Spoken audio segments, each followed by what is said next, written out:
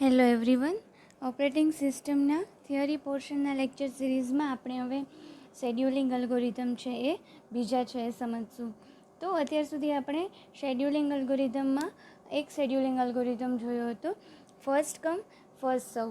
But હજી આ બધા શેડ્યુલિંગ અલ્ગોરિધમ તમે સમજો એ પહેલાં ખાસ યાદ રાખો, પ્રિએમ્પ્ટિવ અને નોન પ્રિએમ્પ્ટિવ એટલે શું, એ બેનો મિનિંગ.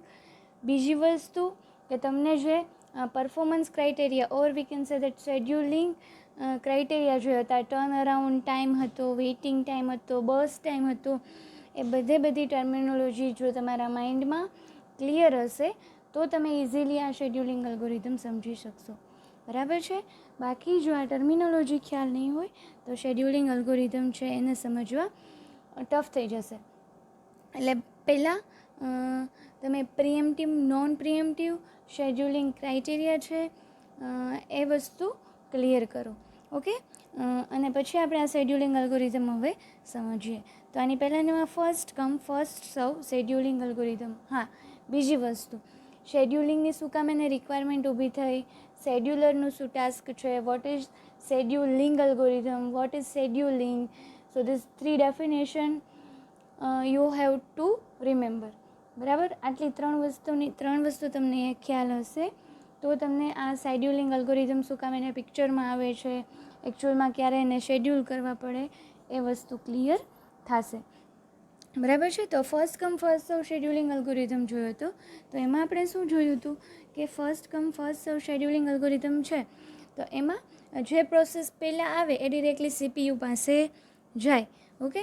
એના પછી આવી હોય એ પછી એની સીપીયુ પાસે જાય. જેવી રીતે લાઇનમાં ઊભા હોય, બરાબર, તો પહેલાં જે લાઇનમાં ઊભો હોય એનો પહેલો ટર્ન આવે, પછી બીજો ઊભો હોય એનો બીજો ટર્ન, ત્રીજો ઊભો હોય એને ત્રીજો ટર્ન. બરાબર. કોઈ પણ જગ્યાએ છે એ ક્યુ બનાવી હોય, લાઇન બનાવી હોય તો ટર્ન બાય ટર્ન જે પહેલાં આવ્યો હોય એ પહેલાં ઊભો હોય તો એનો પહેલાં ટર્ન આવે. તો એવી જ રીતે વર્કિંગ હતું ફર્સ્ટ કમ ફર્સ્ટ સર્વ શેડ્યુલિંગ અલ્ગોરિધમનું. હવે આપણે રાઉન્ડ રોબિન એલ્ગોરિધમ જોશું. Let us discuss round robin scheduling algorithm. So round Robin scheduling અલ્ગોરિધમનો કોન્સેપ્ટ એવો છે કે જેવી રીતે ફર્સ્ટ કમ ફર્સ્ટ સર્વમાં બધા લાઇનમાં આવતા હતા, વન બાય વન બધાનો ટર્ન આવતો હતો, બરાબર. તો જે પહેલાં આવ્યો છે, જે સપોઝ પહેલાં લાઇનમાં ઊભો છે, બરાબર, અથવા તો we can say that in terminology that first process છે જે એ ફર્સ્ટ પ્રોસેસને પૂરી થતાં ફોર એક્ઝામ્પલ 10 મિનિટ્સ લાગે છે અને એની પાછળ છે કોઈ પ્રોસેસ એ 2 સેકન્ડમાં પૂરી થઈ જવાની છે. તો કેવું થાય કે એ 2 સેકન્ડની પ્રોસેસને પૂરી થવા માટે આગળ 10 મિનિટનો વેઇટ કરવો પડશે. તો which is one type of disadvantage. તો રાઉન્ડ રોબિનમાં કેવો કન્સેપ્ટ આવ્યો કે દરેકને ઇક્વલ ટાઈમિંગ આપો. ઓકે. હવે ઇક્વલ ટાઈમિંગ એટલે સપોઝ અહીંયા એક બતાવ્યું છે ફિગરમાં, બરાબર, કે અહીંયા પર્ટિક્યુલર સપોઝ કોઈ વસ્તુ શેરિંગ કરીએ છીએ. આમાં પણ પ્રોસેસિસમાં પણ શું છે, સીપીયુ શેર થાય છે, બરાબર. હવે અહીંયા આપણે લઈએ કે કોઈ વસ્તુ શેર થાય છે તો એ વસ્તુને કોઈ એકને 10 મિનિટ યુઝ કરવી હોય, કોઈકને 5 મિનિટ યુઝ કરવું હોય. અત્યારે ફોર એક્ઝામ્પલ એવું લઈ લો કે કોઈને મોબાઈલ ઘણા બધા છે પણ ચાર્જર એક જ છે, બરાબર. તો મોબાઈલને ચાર્જ કરવા માટે એક ચાર્જરનો યુઝ કરી અને ઘણા બધા મોબાઈલ ચાર્જ કરવાના છે. સપોઝ અહીંયા જેટલા બી પર્સન બેઠા છે આ ટેબલ ઉપર એ બધા પાસે મોબાઈલ છે એ ચાર્જ કરવાના છે, પણ ચાર્જરની અવેલેબિલિટી એક જ છે. તો હવે બધાને 100% ચાર્જિંગ, ફૂલ ચાર્જિંગ જ કરવું હોય, બરાબર છે. પણ એ પોસિબલ નથી કે કોઈકમાં સપોઝ આ ફર્સ્ટ પર્સન અહીંયાથી ચાલુ કર્યું, એના મોબાઈલમાં 5% જ બેટરી છે તો એ 95% કમ્પ્લીટ થતાં બહુ વાર લાગે. જ્યારે પોસિબિલિટી છે કે આ પર્સન જેનો લાસ્ટમાં ટર્ન છે એને 95% ચાર્જ થયેલું છે, ઓન્લી 5% એને ચાર્જ કરવાનું છે, બરાબર. તો આ વસ્તુ ના થાય એટલે શું કરવાનું? ઓકે. તો 10 મિનિટ ચાર્જ કરવા મોબાઈલ આ ફર્સ્ટ પર્સનને આપ્યો, પછી એને હજી ચાર્જિંગ બાકી છે પણ 10 મિનિટ તો કરી લીધું. હવે બીજાનો વારો એટલે સેકન્ડ ટર્ન 10 મિનિટ્સ માટે ચાર્જિંગ કરવાને આપ્યું. એના પછી આ પર્સનને then this. This and this. હવે શું થયું, પછી આને આપી દીધું લાસ્ટમાં. હવે આમાંથી ઘણા એવા હશે કે જેને 10 મિનિટની અંદર ફૂલ ચાર્જ થઈ ગયું, કેમ કે એની પાસે ઓલરેડી 80 to 90% તો મોબાઈલ ચાર્જ હતો. તો ફરી પાછું આ ટર્ન ફરશે. તો ફરી પાછું જો કોઈને બાકી હશે, ફૂલ ચાર્જ નહીં થયું હોય, તો એ ફરી પાછા ટર્નમાં લેશે. સપોઝ આને બાકી છે તો એણે લીધું, પછી અહીંયા સેકન્ડ, થર્ડ, ફોર્થ ને ફૂલ ચાર્જ થઈ ગયું, તો એ હવે ચાર્જર ઓક્યુપાય કરશે નહીં. આને બાકી છે તો આ પર્સન ફરી પાછું ચાર્જર લેશે. અહીંયા પણ બાકી છે તો આ પર્સન ફરી પાછું ચાર્જર લેશે. તો રાઉન્ડ રોબિનનો કન્સેપ્ટ પણ આ જ રીતે છે. CPU એક છે, ઘણી બધી પ્રોસેસીસ છે, કેવી રીતે CPUને અલોકેટ કરવું. બરાબર. સો આ એક્ઝામ્પલ જો તમારા માઇન્ડમાં ક્લિયર થયું હશે કે બધાને 10-10 મિનિટ આપીએ, બધા 10-10 મિનિટ મોબાઈલ ચાર્જ કરી લે, ફરી પાછી આ પ્રોસેસ ફરી પાછા બધાને 10-10 મિનિટનો ટર્ન આવે. તો જેને બાકી હોય, બરાબર, એ છે ફરી પાછું ચાર્જ કરશે, પણ જેને પહેલાં જ ટર્નમાં 10 મિનિટમાં જ ચાર્જ થઈ ગયો તો એ ફરી પાછું લેશે નહીં. સો આ કન્સેપ્ટ રાઉન્ડ રોબિનનો ક્લિયર હશે, બરાબર, તો તમને ઇઝીલી છે એ સમજાઈ જશે scheduling algorithm. Okay, so let us discuss is what is its selection criteria, its implementation, and then example. Okay, so let us discuss first its selection criteria. So the process this request first is served first. But obvious છે, જે પહેલાં આવે છે એ પહેલાં જ સર્વ થશે, but અમુક લિમિટેડ પીરિયડ સુધી. It means that processes are served in the exact order as they come. જે ઓર્ડરમાં આવે છે એ જ ઓર્ડરમાં એને CPU આપવામાં આવશે. તો સિલેક્શન ક્રાઇટેરિયા તો જે ફર્સ્ટ કમ ફર્સ્ટ સર્વ હતો શેડ્યુલિંગમાં એવો જ થયો કે જે પહેલાં આવે એને પહેલાં મળે. પણ આમાં કેવું હતું, જ્યાં સુધી પ્રોસેસ કમ્પ્લીટ ના થાય ત્યાં સુધી એની પાસે CPU રહેતું. હવે આમાં એવું થશે નહીં. Okay, now decision mode. So here it is preemptive. Again મેં કીધું હતું કે preemptive, non preemptive is very important concept. preemptive એટલે શું, non preemptive એટલે શું, શોર્ટમાં કહી દઉં. preemptive એટલે કે કોઈનું કામ બાકી હોય છતાંય આપણે વસ્તુ લઈ લઈએ છીએ, preemptive. નોન પ્રિએમ્પ્ટિવ એટલે કે એનું કામ ના પૂરું થાય ત્યાં સુધી એની પાસે વસ્તુ રહેવા દઈએ. આ સિમ્પલ લેંગ્વેજમાં તમારા માઇન્ડમાં કન્સેપ્ટ ઉતરી જાય મગજમાં, એટલા માટે. તો ઓકે, તો પ્રિએમ્પ્ટિવ એટલે શું કે હજી એનું કામ બાકી છે છતાંય આપણે એની પાસેથી એ વસ્તુ લઈ લઈએ છીએ. એનો મતલબ આમાં શું થશે, હજી પ્રોસેસ પૂરી નહીં થઈ હોય એ જોયા વગર આપણે CPU લઈ લઈએ છીએ પર્ટિક્યુલર પ્રોસેસ પાસેથી. Okay, so in decision mode round robin algorithm preemptive case, each selected process is assigned a time interval called time quantum or time slice. દરેક જે પ્રોસેસ આપણે સિલેક્ટ કરીએ છીએ એને શું આપવામાં આવે છે, ટાઈમ ઇન્ટરવલ, કે આટલા ટાઈમ ડ્યુરેશન સુધી છે આ એ પર્ટિક્યુલર પ્રોસેસને આપીએ છીએ. જેમ મેં કીધું એક્ઝામ્પલમાં એ કે કોઈ પર્ટિક્યુલર મોબાઈલનું ચાર્જર છે તો આપણે 10 મિનિટ સુધી એને યુઝ કરવા માટે આપીએ છીએ. તો એ 10 મિનિટ શું થઈ, ટાઈમ ક્વોન્ટમ અથવા તો ટાઈમ સ્લાઇસ. જો આ વર્ડ નાના છે પણ પછી મગજમાં ના આવે કે વોટ ઇઝ ટાઈમ ક્વોન્ટમ, બરાબર, અથવા તો time slice. So process is allowed to run only for this time interval. પ્રોસેસને 10 મિનિટ આપી તો એ 10 મિનિટ સુધી જ રન થઈ શકશે, બરાબર, પછી એ રન થઈ શકશે નહીં. એ પૂરી થઈ હોય ના થઈ હોય એ જોવાનું નથી, બિકોઝ પ્રિએમ્પ્ટિવ કેસ છે એટલા માટે. Okay, so now in decision mode what happen, here one of two things is possible. કઈ બે વસ્તુ પોસિબલ છે? તો પેલું, process needs CPU burst. Okay, જો CPU burst, again what is CPU burst એ આગળ આપણે સ્ટડી કરી લીધું છે. જો એ માઇન્ડમાં કન્સેપ્ટ ક્લિયર હશે તો ટર્મિનોલોજી સમજાશે. સો CPU burst શું છે, તો કે પ્રોસેસને કેટલા ટાઈમ માટે CPUની રિક્વાયરમેન્ટ છે, બરાબર, તો એ થશે CPU burst. first process needs CPU burst less than time quantum.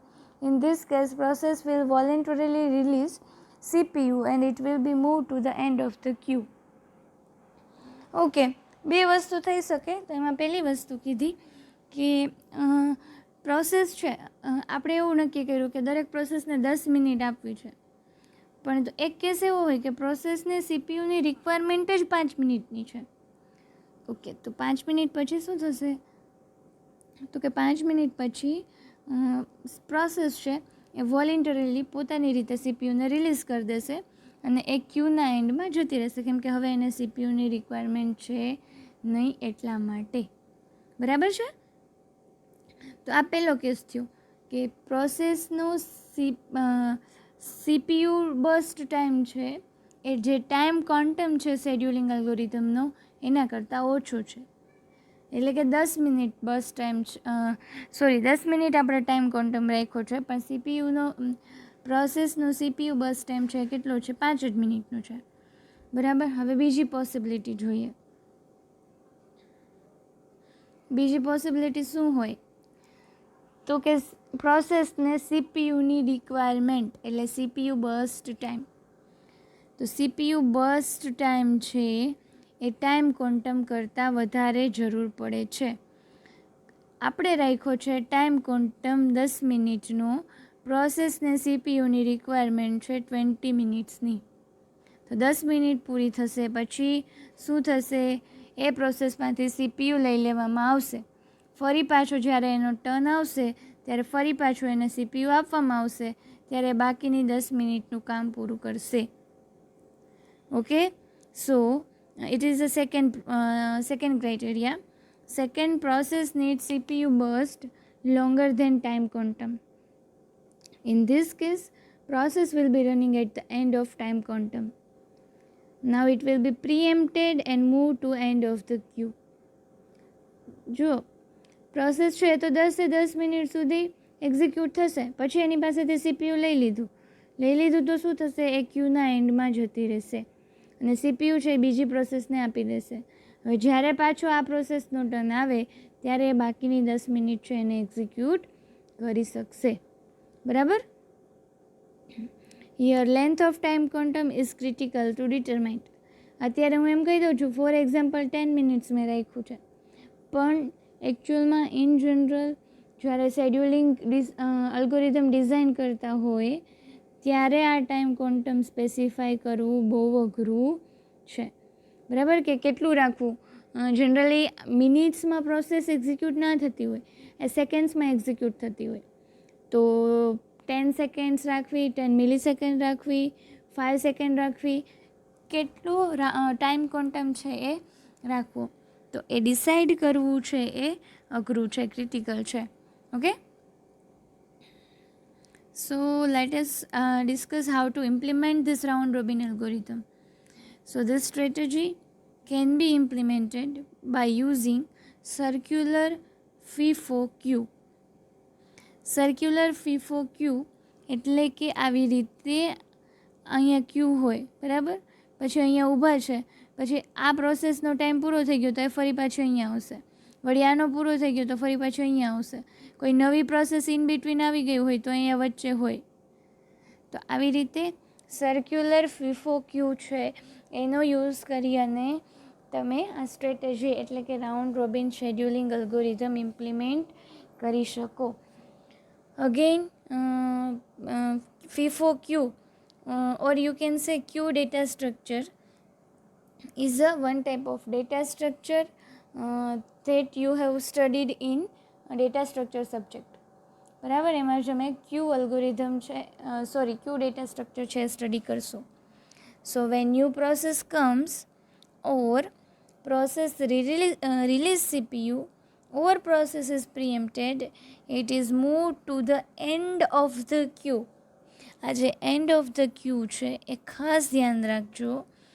Process નવી આવે છે, પ્રોસેસ સીપીયુ રિલીઝ કરી દે છે, અથવા તો પ્રોસેસ પાસેથી સીપીયુ લઈ લેવામાં આવે છે, એટલે કે પ્રોસેસ ઇઝ પ્રીએમ્પ્ટેડ.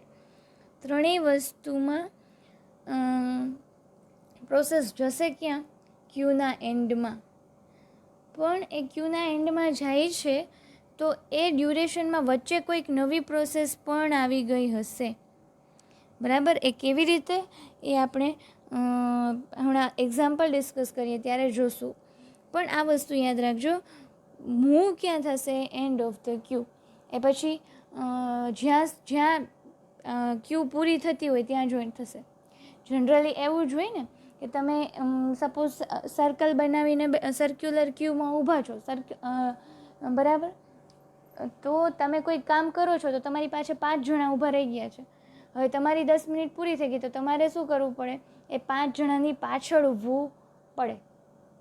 સપોઝ તમે કામ કરતા હોય ત્યારે પાછળ કોઈ નથી અગેન, તો તમને શું મળે? પાછી તમારી 10 મિનિટ કન્ટિન્યુ કરવાનો ચાન્સ મળી જાય. ઓર એલ્સ તમે તમારું કામ કરતા હોય ડ્યુરેશનમાં 3 જણા આવે છે તો તમારે 3 જણાની પાછળ ઊભું રહેવાનું થાય. It means and of the ક્યુ તમારે જોઈન્ટ થવાનું રહે. બરાબર છે. એવી જ રીતે એટીએમનું એક્ઝામ્પલ લઈ લો. બરાબર. સપોઝ કોઈને 10 ટ્રાન્ઝેક્શન કરવા છે, કોઈને 5 ટ્રાન્ઝેક્શન કરવા છે, કોઈને 2 ટ્રાન્ઝેક્શન કરવા છે, કોઈને 1 ટ્રાન્ઝેક્શન કરવું છે. તો એ ટ્રાન્ઝેક્શન કરવાવાળા જે પહેલાં આવ્યો એ પહેલાં કરશે. એક ટ્રાન્ઝેક્શન થઈ ગયું પછી એને ક્યુની એન્ડમાં ઊભું રહી જવાનું. એનું બીજું ટ્રાન્ઝેક્શન, જે સેકન્ડ પર્સન છે એ એનું ટ્રાન્ઝેક્શન કમ્પ્લીટ કરશે. બરાબર છે. તો આવી રીતે એટીએમનું એક્ઝામ્પલ પણ તમે રાઉન્ડ રોબિન શેડ્યુલિંગ અલ્ગોરિધમ સમજવા માટે કરી શકો છો. So this is all about round robin algorithm. Its selection criteria, its decision, and its implementation. Okay. Now let us discuss example of round robin scheduling algorithm. તો જેવી રીતે આપણે first come first સર્વ શેડ્યુલિંગ અલ્ગોરિધમનું એક્ઝામ્પલ જોયું હતું, બરાબર. એવી જ રીતે રાઉન્ડ રોબિન શેડ્યુલિંગનું એક્ઝામ્પલ પણ જોઈશું. અને આમાં આપણને ટાઈમ ક્વોન્ટમ પણ આપેલો હશે. ટાઈમ ક્વોન્ટમ એટલે કે પર્ટિક્યુલર કેટલા ડ્યુરેશન સુધી પ્રોસેસ છે એ સીપીયુમાં એક્ઝિક્યુટ થઈ શકશે. Okay. So consider that time quantum ease of 4 ms means milliseconds and the context switch overhead is of 1 millisecond. Okay.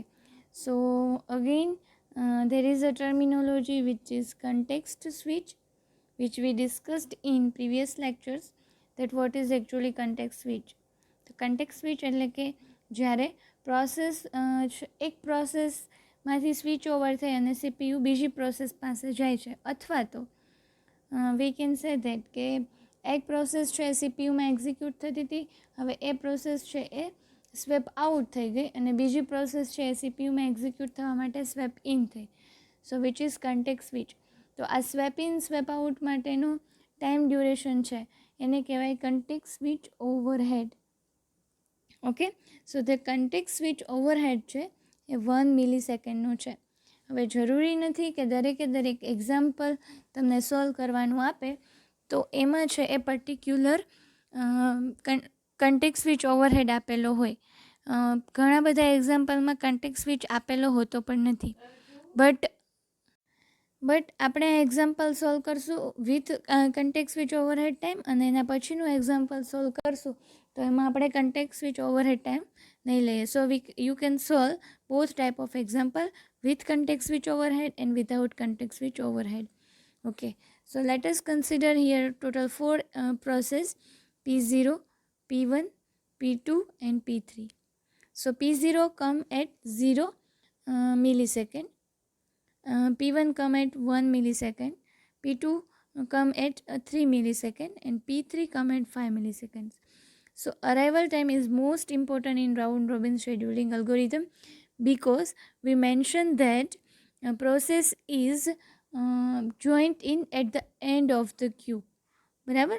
એટલા માટે વચ્ચેના જે અરાઇવલ ટાઈમમાં જે પ્રોસેસ આવી ગઈ હોય એ આપણે કન્સિડર કરવી પડે. ઓકે. તો P0ને એક્ઝિક્યુટ થવા માટે કેટલો ટાઈમ ડ્યુરેશન લાગશે? તો કે 10 મિલીસેકન્ડ, P1ને 6 મિલીસેકન્ડ, P2ને 2 મિલીસેકન્ડ એન્ડ P3ને 4 મિલીસેકન્ડનો ટાઈમ છે એની રિક્વાયરમેન્ટ રહેશે. ઓકે. સો આટલી વસ્તુ બેઝિક જે રિક્વાયરમેન્ટ છે એ તમને આપેલી હોય, જો તમને એક્ઝામ્પલ સોલ્વ કરવાનું કહેવામાં આવે તો. હવે તમારે આના ઉપરથી પહેલાં શું બનાવવાનું રહે? Gun chart. બરાબર, જેવી રીતે આપણે ફર્સ્ટ કમ ફર્સ્ટ સર્વ શેડ્યુલિંગ અલ્ગોરિધમમાં પણ બનાવ્યો હતો, એવી જ રીતે આમાં પણ બનાવવાનો રહેશે. So here it is Gantt chart. બરાબર, so let us discuss it. First of all આમાં કયો ક્રાઇટેરિયા વપરાય છે? તો કે first come first serve criteria use થાય છે. બરાબર, તો સૌથી પહેલાં 0 મિલી સેકન્ડે કઈ પ્રોસેસ આવી? P0 આવી છે, અહીંયા આપણને આપેલું છે. તો P0 છે એ 0 મિલી સેકન્ડે આવી છે. 0 મિલી સેકન્ડે આવ્યા પછી એ કેટલો ટાઈમ સુધી એક્ઝિક્યુટ થઈ શકશે? 4 મિલી સેકન્ડ સુધી. એકચ્યુઅલી એને સીપીયુની રિક્વાયરમેન્ટ કેટલી છે? 10 મિલી સેકન્ડની. તો 4 મિલી સેકન્ડ સુધી એક્ઝિક્યુટ થયા પછી સીપીયુ છે એ પ્રોસેસ P0 પાસે રહેશે નહીં. તો હવે એને બીજી જે 6 સેકન્ડની રિક્વાયરમેન્ટ છે એ પછી ફૂલફિલ કરવી પડશે. બરાબર, અને પછી એ જોશે P1 પાસે. Okay, so let us discuss it. So Gantt chart is most important for solving this round robin or any scheduling algorithm. Okay, so at 0 P0 processes start execution up to 4 millisecond. Okay, હવે આપણે mention કરેલું છે કે context સ્વિચિંગનું જે overhead time છે એ 1 મિલીસેકન્ડનો છે. તો 4S પૂરી થાય પછી P0 પાસેથી P1 પાસે જશે, પણ વચ્ચે કેટલો ડ્યુરેશન ગેપ આવશે? 1 મિલીસેકન્ડ. એટલે P1 ક્યારે સ્ટાર્ટ થશે? 5 મિલીસેકન્ડે.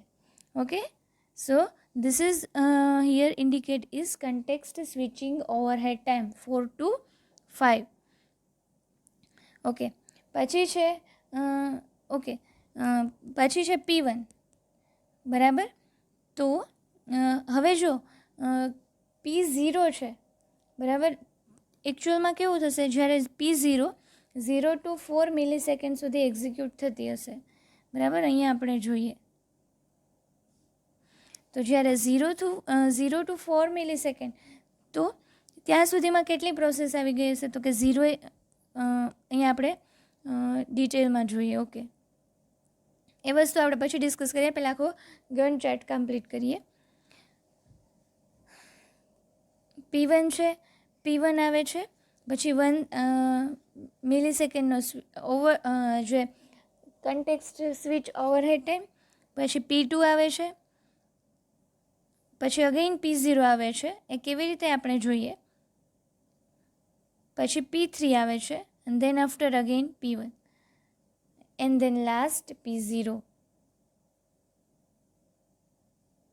ઓકે, સો આ કેવી રીતે થાય છે? બરાબર, હવે એક વસ્તુ સમજો. P0 છે એ કેટલા? 0 to 4 મિલીસેકન્ડ સુધી એક્ઝિક્યુટ થાય છે. તો P0 જ્યારે એક્ઝિક્યુટ થતી હોય ત્યારે 1 મિલીસેકન્ડે આપણને અરાઇવલ ટાઈમ અહીંયા આપેલો છે, જો આપણે પ્રીવિયસ ટેબલ જોયું.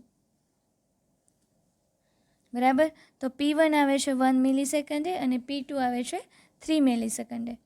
બરાબર છે, તો હવે કેવું થશે કે 0 to 4 મિલીસેકન્ડ સુધી P0 એક્ઝિક્યુટ થાય છે.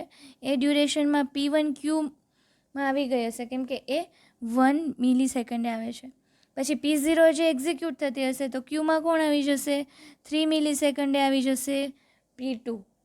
ઓકે, પછી 4 મિલીસેકન્ડ એટલે P0 કમ્પ્લીટ થઈ ગઈ. એટલે P0 ક્યાં જોઈન્ટ થશે? એટ ધી એન્ડ ઓફ ક્યુ. એટલે એ ક્યાં આવશે? અહીંયા. એટલે હવે ખબર પડી, P1 P2 પછી P0 આવે છે. બરાબર, હવે 4 to 5નો જે કન્ટેક્ટ સ્વિચ ઓવરહેડ ટાઈમ આપણે કીધો તો એ પૂરો થાય તો 5 મિલીસેકન્ડે છે એ નવી પ્રોસેસ આવે છે. કઈ? P3. તો P3 ક્યાં આવશે? તો કે P3 આવશે એન્ડ ઓફ ધ ક્યુ. તો અત્યાર સુધીમાં 3 આવી ગઈ છે, P1 P2 P0. તો હવે અહીંયા P3 આવશે. તો 5 મિલીસેકન્ડ પછીની આ સિચ્યુએશન આવી કંઈક હશે કે P0 છે એ અહીંયા 12 આવી ગઈ છે, 5 મિલી સેકન્ડ થઈ P3 નવી પ્રોસેસ આવી છે. હવે CPU પાસે કઈ પ્રોસેસ જશે તો કે જે પહેલાં હશે એ જશે. તો પહેલાં અહીંયા આપણે કોણ છે P1, એટલે અહીંયા P1 આવી. ઓકે, P1 છે એ એક્ઝિક્યુટ થશે 5 to 9 બિકોઝ 4 મિલી સેકન્ડનો ટાઈમ ક્વોન્ટમ છે. બરાબર, 5 to 9 જશે. પછી 9 to 10નો બટ ઓબ્વિયસ છે context switching overhead time. P2 શું કેમ એને આવશે તો કે આ P1 તો જતી રહી હતી, બરાબર, એક્ઝિક્યુટ થવા માટે. જો P1 જતી રહી હતી તો હવે કોનો ટર્ન આવશે P2નો, કેમ કે સૌથી પહેલાં કોણ છે ક્યુમાં P2. તો P1 અહીંયાથી બહાર નીકળીને અહીંયા જોઈન થશે at the end of queue. બરાબર, એટલે P2 એક્ઝિક્યુટ થશે only for 2 milliseconds. Why? Because P2ને એકચ્યુઅલી CPU માટે ટાઈમ રિક્વાયરમેન્ટ છે 2 મિલી સેકન્ડનો. આપણે જ્યારે એનું ડિસ્કસ કરતા હતા ત્યારે કીધું કે 2 ટાઈપના ક્રાઇટેરિયા થાય. એક તો એનો જે CPU ટાઈમ છે એ ટાઈમ ક્વોન્ટમ કરતાં ઓછો હોય. સો this is the first criteria કે CPU ટાઈમ છે 2 મિલી સેકન્ડ, એ છે એ ટાઈમ ક્વોન્ટમ કરતાં ઓછો છે. એટલે P2 પ્રોસેસ છે વોલેન્ટરીલી છે એ CPU રિલીઝ કરી દેશે. ઓકે, એટલા માટે P2 10 to 12 મિલી સેકન્ડ સુધી એક્ઝિક્યુટ થઈ અને પછી CPUને ક્વિટ કરી દેશે, મીન્સ કે CPU રિલીઝ કરી દેશે. ઓકે, હવે કોનો ટર્ન આવ્યો તો કે P2 અહીંયાથી પ્રોસેસમાં જતું રહ્યું હતું. હવે કોણ આવશે P0. બરાબર, તો માઇન્ડમાં એ કન્સેપ્ટ ક્લિયર રાખજો કે સિક્વન્સમાં એવું જ પોસિબલ નથી કે P0 પછી P1 પછી P2 પછી P3 જ આવે, કેમ કે ઇન બિટવીન આ જે ક્યુ છે એમાં P0 આવી ગયો તો વચ્ચે P0 પ્રોસેસ. સો તમારે એક્ઝામમાં ખાલી ગન્ટ ચાર્ટ જ ડ્રો કરવાનો હોય છે, પણ તમારા કન્સેપ્ટ ક્લિયર કરવા માટે અથવા તો તમને ઇઝી પડે તમે આવી રીતે સર્ક્યુલર ક્યુ ડ્રો કરી શકો. ઓકે, સો P2 પછી હવે કઈ પ્રોસેસ આવશે? ઓકે, 1 મિલી સેકન્ડનો કન્ટેક્ટ સ્વિચ ઓવરહેડ ટાઈમ એ દર વખતે આવશે. અને હવે આવશે P0.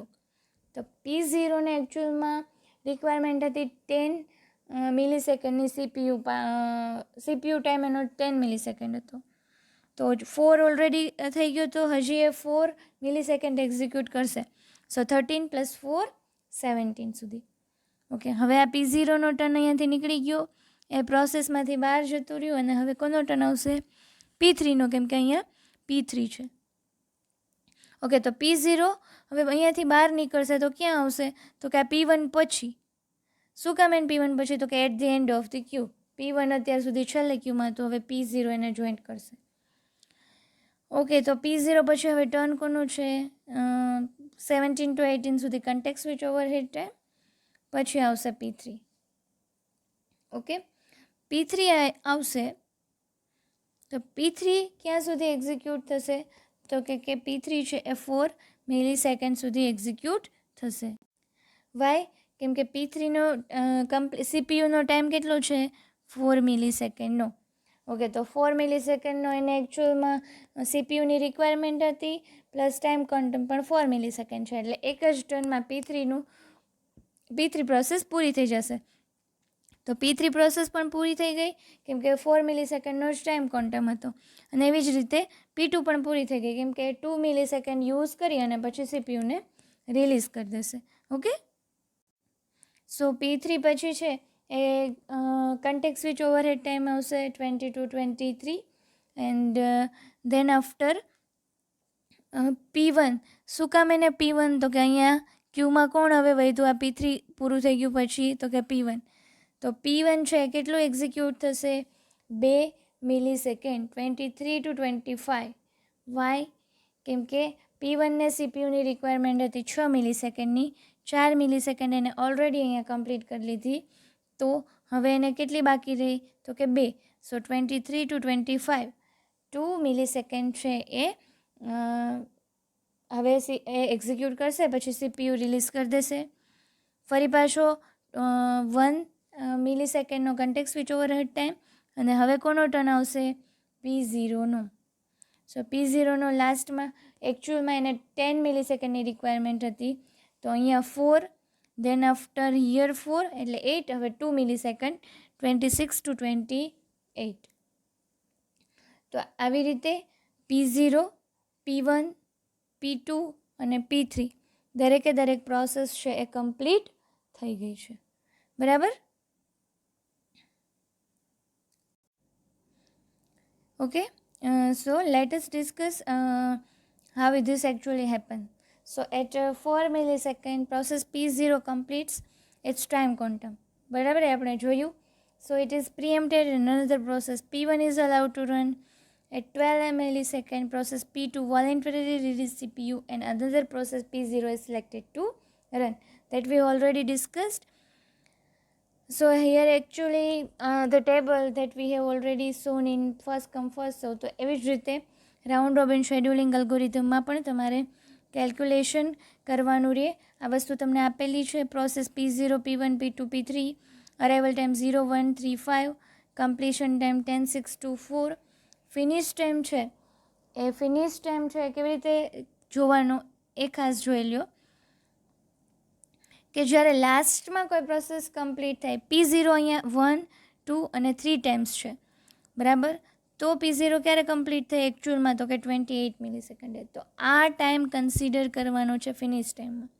એટલે જે લાસ્ટમાં હોય એ P1 માટે 25 આવશે, એવી જ રીતે P2 માટે આવશે 12 અને P3 માટે આવશે 22. ઓકે, સો P0 માટે ફિનિશ ટાઈમ 28, P1 માટે 25, P2 માટે 12 અને P3 માટે 22. ફિનિશ ટાઈમ જ્યારે લાસ્ટમાં છેલ્લે પ્રોસેસ પૂરી થાય એ લેવાનો છે. આગળ ભલે ને બે વખત 4 મિલીસેકન્ડના ટાઈમ ક્વોન્ટમ મળ્યા, પણ એ કન્સિડર કરવાનું નથી. સો ટર્ન અરાઉન્ડ ટાઈમ કેલ્ક્યુલેટ કરવાનો સિમ્પલ ફોર્મ્યુલા છે T1 minus T0, finish time minus arrival time. So 28 minus 0, 28, 25 minus 1, 24, 12 minus 12 minus 3. Okay, so it is 9. Then after 22 minus 5, it is 17. And waiting time no formula, turnaround time minus completion time. So 18 minus 10. 28 minus 10, 18, 24 minus 6, 18, 9 minus 2, 7, and 17 minus 4 is equal to 13. સો એવી જ રીતે તમે average turn around time અને average waiting time calculate કરી શકો.